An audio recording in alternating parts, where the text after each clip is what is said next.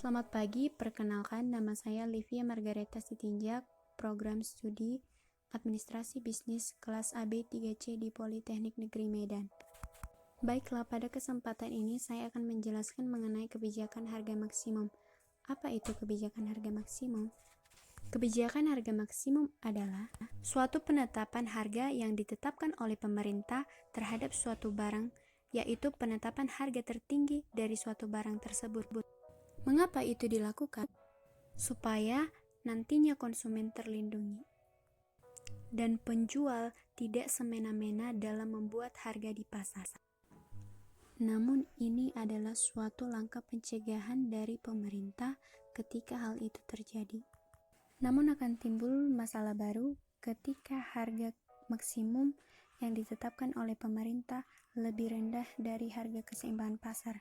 Nah, misalnya harga keseimbangan pasar berada pada harga Rp3.000 terhadap barang A. Namun pemerintah menilai itu suatu hal yang tinggi, jadi pemerintah membuat harga tersebut menjadi Rp2.000 supaya para konsumen bisa membeli barang tersebut. Namun di saat yang bersamaan, inilah yang menyebabkan pasar gelap.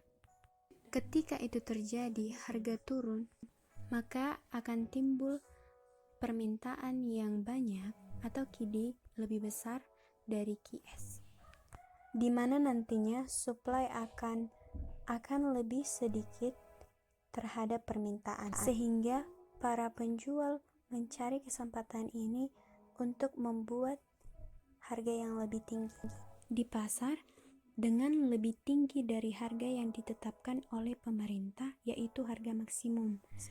Sehingga nantinya para konsumen akan membeli walaupun mereka tahu itu lebih tinggi dari harga maksimum karena kebutuhan yang sangat diperlukan. Jadi, dalam penetapan harga maksimum, pemerintah harus pandai atau jeli melihat situasi, karena ketika itu lebih rendah dari keseimbangan pasar, maka akan terjadi yang namanya pasar gelap. Ketika menetapkan harga maksimum, sebaiknya harus lebih tinggi dari keseimbangan pasar agar tidak terjadi pasar gelap. Nah, apa inti dari kebijakan harga maksimum?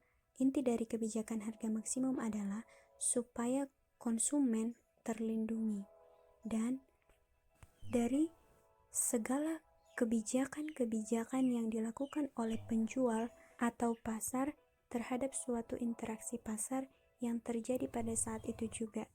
Cukup sekian yang bisa saya sampaikan, semoga bermanfaat. Akhir kata saya ucapkan terima kasih dan selamat pagi.